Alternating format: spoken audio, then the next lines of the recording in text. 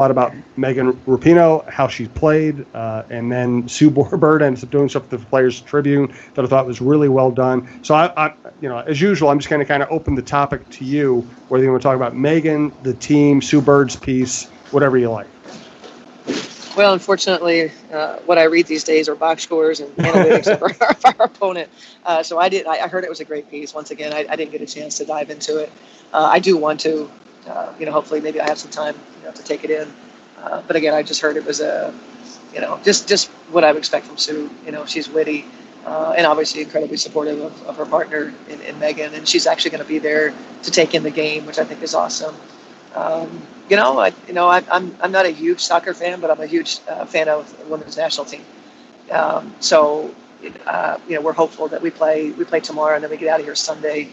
I believe we're going to be in the air at least part of the game, so I'm really hopeful our Wi-Fi streaming is quality so that we can take this in, because I have been glued to all these games and watching, and it's a fun team to follow. And I feel a little bit for Jill Ellis. I know that she's earned, some of the wrath that she gets, but boy, this was a tough one where, Megan was going to be out of the game, and there was so much conjecture about, was it Jill's call? Was it a coaching decision? Was it, I guess I felt for it maybe because I'm a coach, and we go through those things where, people just, they don't have all the information, and I'm hopeful that this team can get Megan Rapinoe back on the floor, or back on the court, back on the field, and hopefully they can get the gold.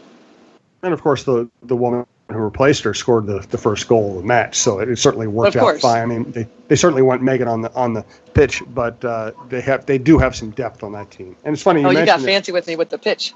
I just thought you threw out every possible other name for a field. I thought I'd just add to the list. Just go synonym, Bob Dylan synonyms here.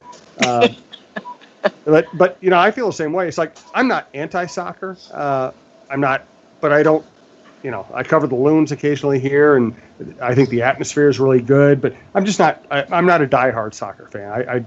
I watch soccer when I'm interested in the storyline, and that's the thing. Is the women, ever since '99 have been a great team. I covered them in some Olympics, which was great soccer.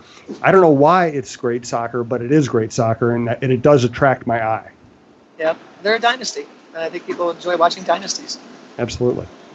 Steph Talbot had a big game for you. Did you see that coming? She did, didn't she?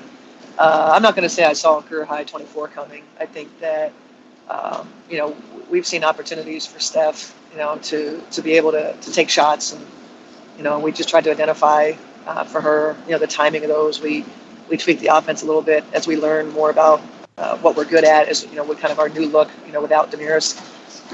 And so Steph was kind of the beneficiary of those things. And, Atlanta didn't have a great focus on defending Stephanie Talbot. Their focus was on Odyssey, and still, obviously, that's the way it should be, maybe even Collier a little bit. And so Steph was a beneficiary of a defense that wasn't mindful of where she was. And she made shots. She had some really good opportunities. Her teammates were finding her, and I think she had fun. And I think she said it best following the game. It's all about opportunity and being ready for your opportunity, because, prior to some of these injuries, she wasn't playing very much. Let's do one more topic. I do want to thank Cara Quinn. Cara Quinn, your local realtor, works throughout the Twin Cities, lives in Minneapolis. Cara at brickandbanister.com. Her name is spelled Caraquinn. Check her out at brickandbanister.com. She was inspired to become a realtor by a trip to Italy. She lives in the Twin Cities. She likes finding the perfect home for her clients. You should be her client. Cara Quinn, 612-203-7657, Cara at brickandbanister.com. You can also find her on Facebook, on Zillow, or on Instagram. All right, let's just wrap this up with a look at your roster. You've had a lot of injuries. You had to bring in some players to replace people. Your game in Dallas, it was obvious you didn't have a lot of depth, and people had to play extended minutes in the fourth quarter. How are you feeling about the roster and all these developments right now? Well, we're getting through it. I think the addition of the two replacement players just helps us function as a team, to be able to practice, without wearing people out that are going to play a lot of minutes in the game. So, we're just fighting through it. There's other teams that have gone through difficult times, and, we're just hopeful to to get healthy soon. But in the meantime, hold the fort down. Our mindset is we can't feel sorry for ourselves. We got to lock in on what we're doing and have high expectations of ourselves and let the chips fall where they might. And obviously, Kenesha Bell, because she played with the Gophers, is of particular interest. You saw her in training camp, obviously. Where is she right now in terms of her game, and do you think she has a place in the league?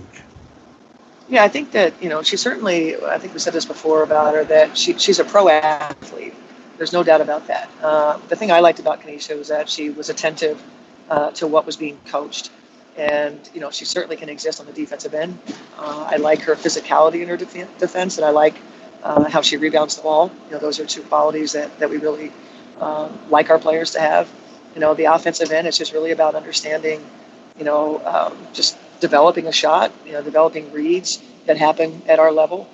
And, I think, if she can do those things, as we told her, that it may not happen, on your second try or third try, but we do think that, this is a player that has the physical abilities to be in the league, and we'll have to see how it shows itself. So for us right now, we just, like you said, provides depth. You'll probably see her at least for a little bit, just as we get through moments in the game. Good stuff. Thank you, Cheryl. I appreciate it. Enjoy your bus ride, and we'll see you next week.